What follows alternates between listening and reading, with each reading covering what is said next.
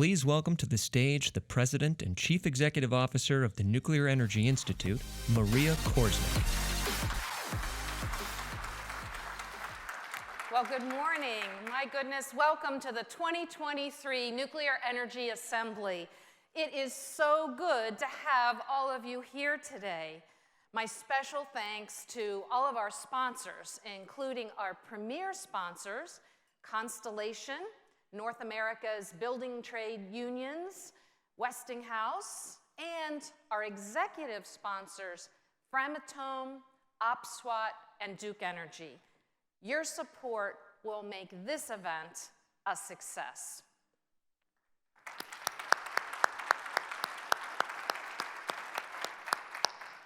I'm so excited to speak with you today. You know, this is a once-in-a-generation moment, and it's really defined by demand. Communities across the country are demanding affordable, reliable, clean energy. And utilities are demanding clean energy sources that can power those communities 24/7, 365. And businesses are demanding versatile technology that can fuel their operations while reducing carbon footprint. And our elected leaders, well, they're demanding reliable and affordable options for the clean energy future that create good-paying jobs. And when you add all of that up, these demands all point to one place: nuclear, carbon-free energy. This isn't just a shift in the conversation about energy. For years, many have talked about the importance of nuclear as a solution to the climate crisis. But what we're seeing now is unprecedented action across the economy to meet this demand. We're seeing it in state capitals, in small towns, in private investment portfolios, and public utility partnerships, in places with retired coal plants and new hydrogen facilities, and in exciting, innovative technology developments, well, like Westinghouse's new AP300 SMR, that announcement made just earlier this month. Demand for nuclear defines the current moment, and it's just beginning to shape our future. I want to thank Deputy Secretary Turk for joining us on behalf of the Biden administration. The Department of Energy has been a champion of nuclear power, both in the United States and abroad. And I also want to welcome Governor Bill Lee, representing the great state of Tennessee, which is at the forefront of advanced nuclear development. And Congressman Kathy McMorris Rodgers, chair of the House Energy and Commerce Committee, she's going to be here to discuss the unprecedented bipartisan support in Congress. And we will also welcome our distinguished guests from the United Kingdom, the Right Honorable Grant Shapps. He's the Secretary of State for the Department of Energy for Security and Net Zero. And the United Kingdom, in fact, has announced some pretty bold plans on increasing its nuclear capacity. And we welcome our distinguished guest from the Czech Republic, Tomáš Ehler, Deputy Minister of the Czech Ministry of Industry and Trade. The Czech Republic is a real leader among nations harnessing nuclear to enhance their energy security and meet their climate goals. Over the last year, the United States has enacted historic climate and energy legislation. These laws will preserve our existing generation, which is nearly half of our carbon-free generation, and accelerate future deployment. The support that we're seeing in Washington is unprecedented, and it's being noticed by everyone. In fact, a recent Axios headline summed it up in just 4 words: Congress loves nuclear power. Across the map, states that have relied on fossil fuels are realizing that nuclear can satisfy their energy needs and invigorate their economies. And that's why we've seen more than 200 nuclear-related bills under consideration this year. Now, in years past, we would have been lucky if we would have even seen a dozen. Take Virginia, for example, where the new energy funding plan will bolster their nuclear workforce and encourage competitive site selection for future projects. Non-nuclear states like North and South Dakota have also passed bills to study advanced nuclear. And in Alaska, the Department of Defense plans to deploy microreactors to help meet their resilience and reliability needs for national security missions. And in Governor Lee's state, the Tennessee Valley Authority announced a $200 million program to pursue GE Hitachi's SMR design, the BWRX 300. And in universities, we have universities both in Pennsylvania and Illinois that are exploring microreactor technology to help decarbonize their own electric usage. And in Georgia, Vogtle 3 produced electricity for the first time and synchronized to the power grid just last month. Georgia Power and Southern Company are continuing to make history with Vogtle 3 and 4, the first advanced reactors built right here in the United States. These AP1000 reactors are a testament to the nuclear workforce. At the peak of construction, more than 9,000 workers were on site, and those 2 reactors will create more than 800 permanent jobs once both of them are online. This milestone achievement is really thanks to the hardworking electricians and technicians, engineers and welders and plumbers and pipe fitters, many of them proud union members. So I want to congratulate the building trades, IBEW, UA, and all the union employees that are dedicated to this project.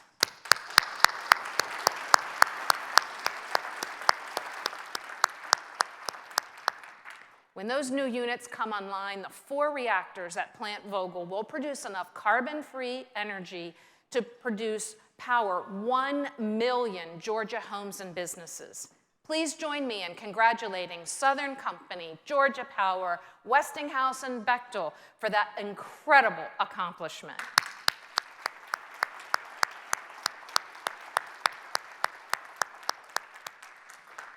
With all of the policy signals, demand, and milestones, it's really no surprise that capital is flocking to nuclear. Pelican Energy Partners pivoted from its fossil fuel portfolio and announced a new fund strategy dedicated to the nuclear industry. Morgan Stanley listed nuclear as an ESG trend to follow in 2023, and BlackRock is considering a nuclear-themed investment security. Altogether, we estimate that private investors have poured more than $5 billion into advanced nuclear companies last year.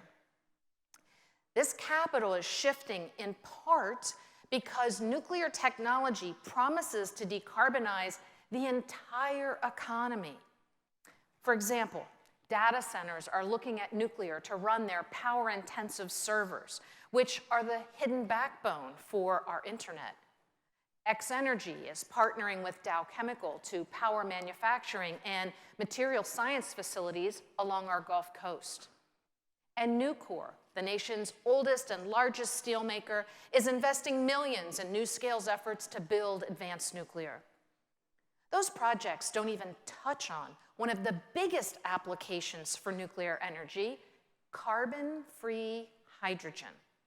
Constellation's 9-mile plant will become the first ever nuclear-powered hydrogen production facility in the nation. And Shell and NuScale are partnering to develop a hydrogen production concept.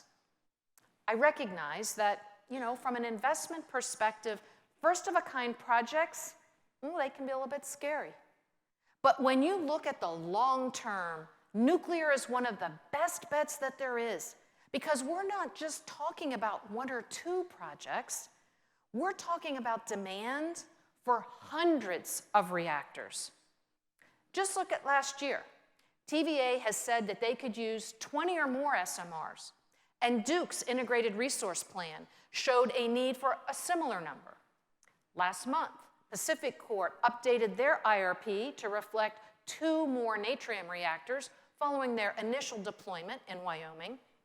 And just this month, Dominion submitted their IRP to Virginia showing a role for between 6 and 18 SMRs. Historic demand is here for a reason. We need to decarbonize. We have proven technology. And there's no question that the more we build, the better we get.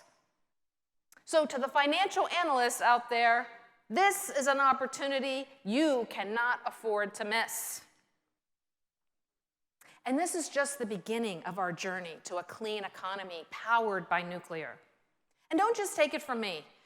NEI recently polled our chief nuclear officers at our member utilities, and together they are expecting to add more than 100 gigawatts of nuclear power to the grid, the bulk of that coming online by 2050. That demand adds up to hundreds of new reactors over the coming years, which would double US nuclear output. That reduction in carbon emissions would be equivalent to taking 100 million cars off the road. And the Department of Energy predicts an even greater demand. According to their recent Pathways to Commercial Liftoff report, US nuclear capacity has the potential to triple to around 300 gigawatts by 2050. All of that driven by advanced nuclear technologies.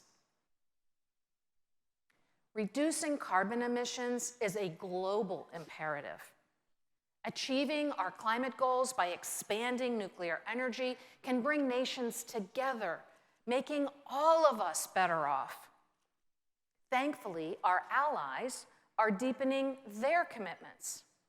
Canada recently established tax credits to pro-nuclear incentives, very similar to the pro-nuclear incentives we have here in the US. And those tax credits are leading to demand for both large and small nuclear to keep up with their needs for reliable carbon-free generation. Poland selected Westinghouse as the technology supplier for 3 AP1000s in a first of a 2-phase program. And also in Poland, KGHM is working to deploy NuScale technology, while Orlen Synthos Green Energy is working to deploy GE Hitachi's SMR design. And countries across Africa, like Ghana and Kenya, they're also joining the charge and looking at new nuclear. So we're really witnessing a sea change in public opinion in countries like Sweden and Finland and the United Kingdom, all of which have existing fleets. And we're also seeing it in Japan, which updated its policy to extend and replace reactors.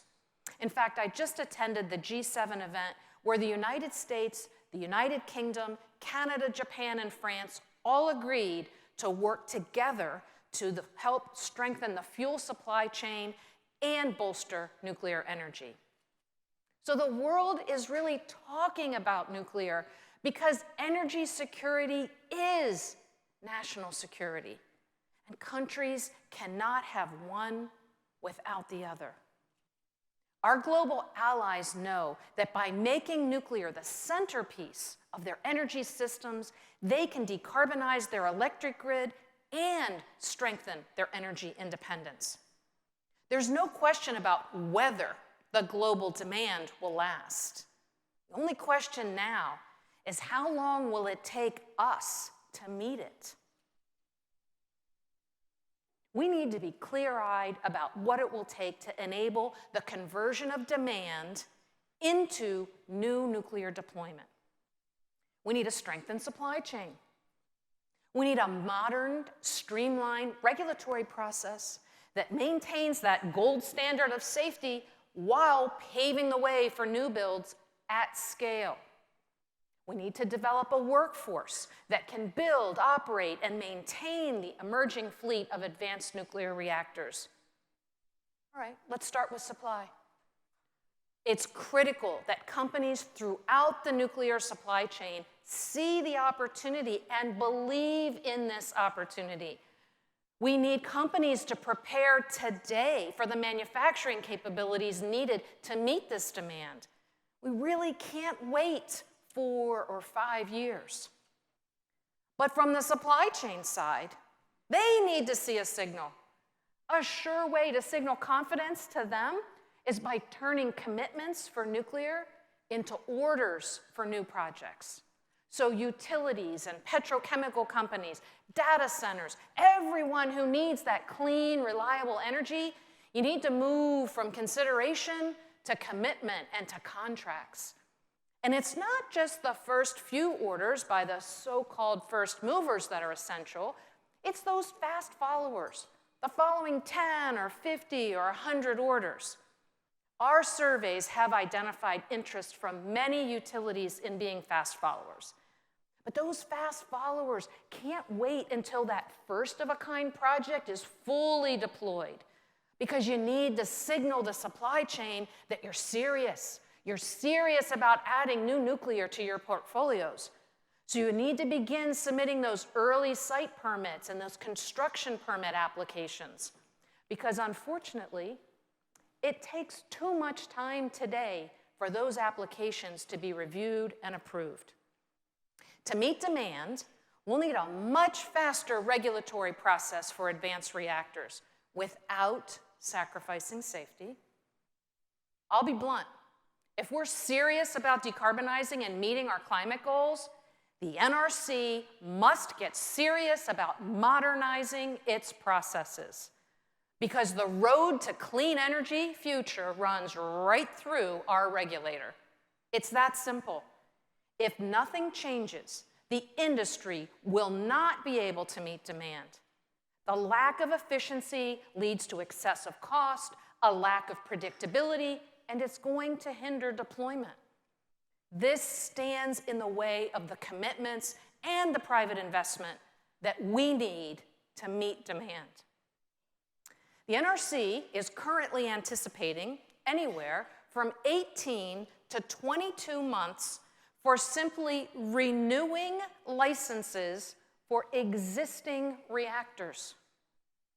And just to work through the early site permits, it's taking the Commission up to 40,000 hours of review and counting. Obviously, we're pleased to see the NRC's final approval of NuScale's design certification, but it took 6 years to move through the process.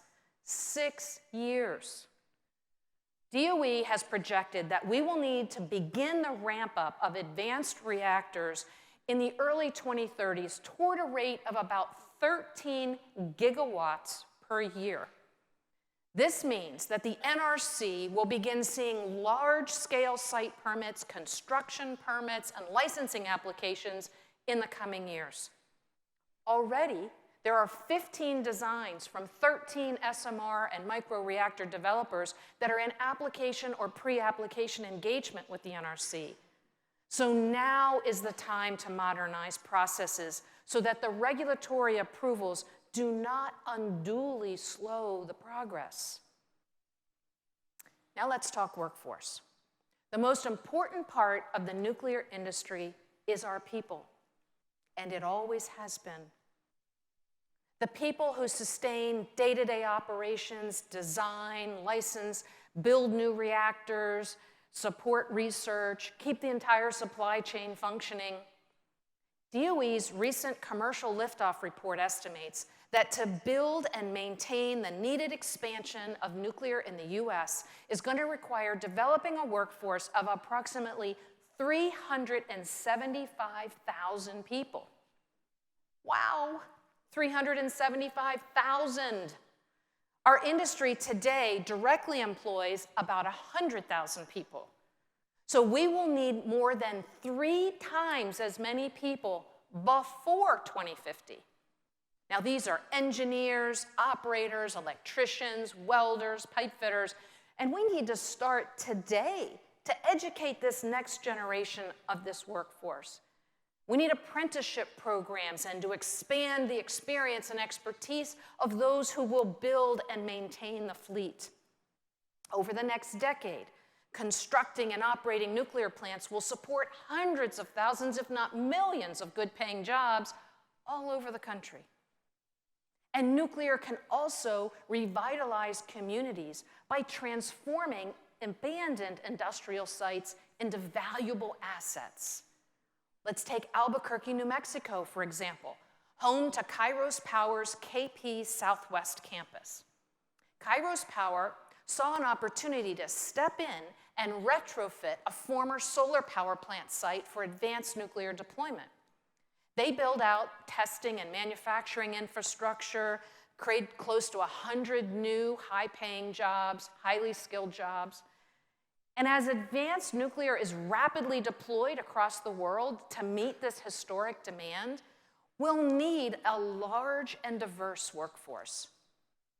That's why NEI is releasing a strategic workforce development plan next month. It's a long-term plan for our future clean energy workers. We have to support STEM programs in K through 12 and new entry points into our industry, from apprenticeships to tailored programs at major research universities. We're not investing in advanced nuclear technology. We're investing in the brilliant minds and skilled hands that will build it, and in the communities where they are to be built. You know, building first of a kind, it really takes courage. Making a commitment as a fast follower without evidence of success takes courage. So let's be courageous and let's find creative solutions to our challenges. Here's a recent example of how courage and creativity can pay off. Ontario Power Generation, the Tennessee Valley Authority, and Synthos Green Energy have announced a joint investment in the GE Hitachi SMR design. Now, this partnership ensures that the design can be licensed and deployed across Canada, the US, Poland, and beyond. This level of collaboration can be a model for shared investment and risk management around the world. We can also manage risk by making cost and timelines more predictable for first and second-of-a-kind designs. The DOE's Commercial Liftoff Report I mentioned earlier gives us some creative solutions like cost overrun insurance that could be offered by the government or maybe private insurers.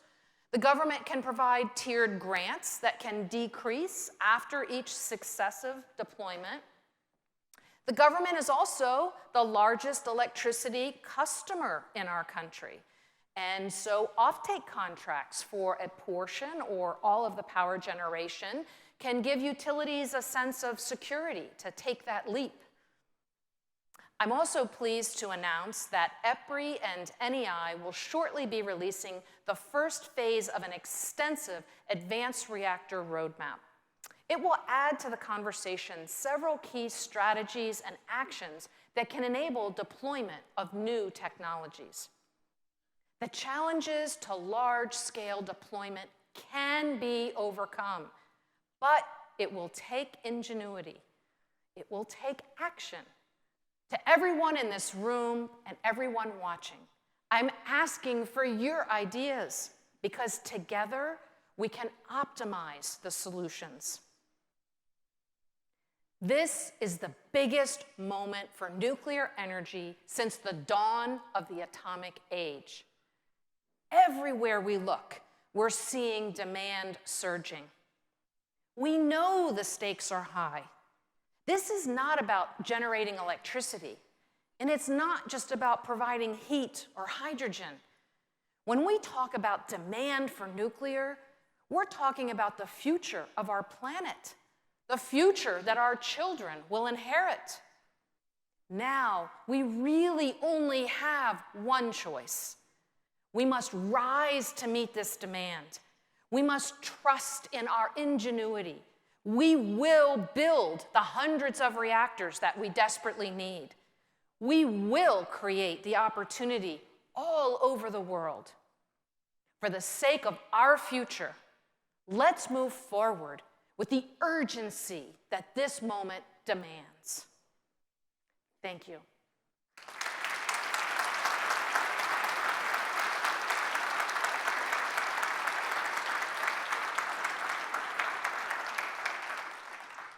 I'm now going to join NEI's Mary Carpenter, and she's going to facilitate questions from those of you joining me either here in person or joining us virtually.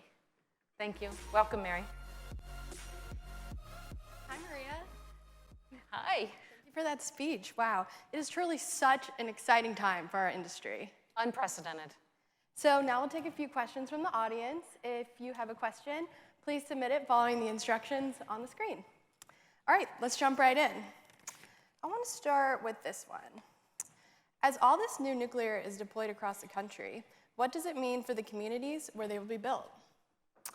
Well, you know, I think the communities are the biggest winners, honestly, in this adventure, because the communities benefit not only while you're building the new reactor, but they benefit on the ongoing operation of that reactor. And I think there's probably no better example than in Kemmerer, Wyoming, right, where TerraPower and PacifiCorp are looking to site their first reactor. There was 4 different coal communities that really wanted that reactor, and Kemmerer, Wyoming was the winner. But, you know, they fought over nuclear power and which one got to have that nuclear opportunity.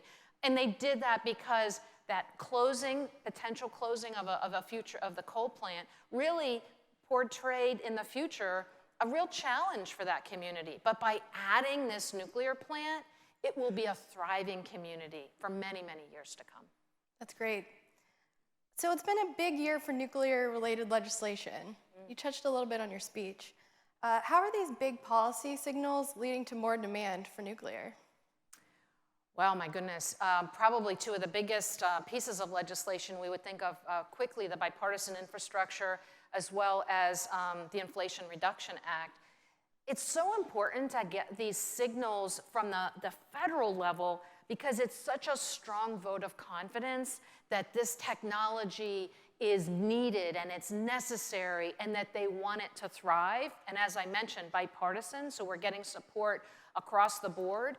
And then that kind of flows out because now that you're seeing that huge support and that signal at the federal level, I think that has encouraged the same sort of energy at the state level, where we're seeing unprecedented support in either people overturning maybe moratoria that they had to build nuclear, or they're putting in encouragement to build a new nuclear plant. So it's sort of a synergistic effect, right? We're seeing that positivity at the federal level. It's begetting this at the state level. And as I mentioned, everywhere I travel, those federal signals, now they get sort of sent to other countries. You know, Canada saw us do it. Oh, then Canada did something. You know, other countries are seeing this strong signal. So it's a multiplying effect around the globe. This is an interesting question from the audience. How important is second license renewal to the clean energy transition? Oh, second license renewal, I think, is key. And you know, just think about it. If you're going to shut down nuclear and then start nuclear back up, you sort of didn't go anywhere, okay? So if you're going to shut down nuclear, it gives you sort of such a deficit from a carbon-free energy perspective. Now, alternatively, if we extend the lives of the current fleet, now you're building on top of that solid platform and you're gaining ground. And so it's absolutely key to this solution that we keep the nuclear that we have. Now, you can make it better, you can power uprate it, there's lots that you can do with your current fleet to continue to operate it for many, many years to come. Great. And Maria, from your view, have you felt a shift in public perception of nuclear over the last year? Oh my gosh, without question. Oh, without question. It's not only any place that you go in the United States, it's any place that you go outside of the United States. I almost want to say, with the exception of Germany and Austria, I think every other country is talking about building nuclear and how can they do it, and they would like to partner with the United States and continue to build and to thrive. And actually, I think as I mentioned, I think our biggest challenge is just, can we build it fast enough for this thirst, if you will, that's out there? And it's, I guess, a good problem for us to have. You know what? We're popular. It's a good feeling, isn't it? It's a good feeling. So kind of piggybacking on that, you're so passionate about nuclear. What do you say to a skeptic?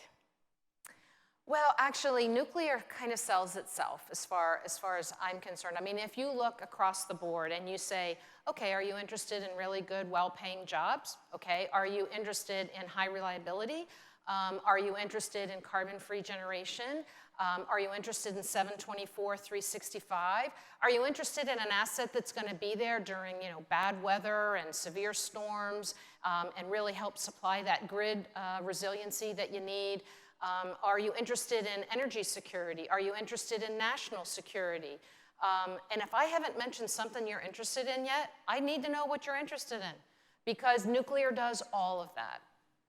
Great. Well, thanks so much, Maria. This is such a great way to kick off NEA. Great, thank you. Appreciate it.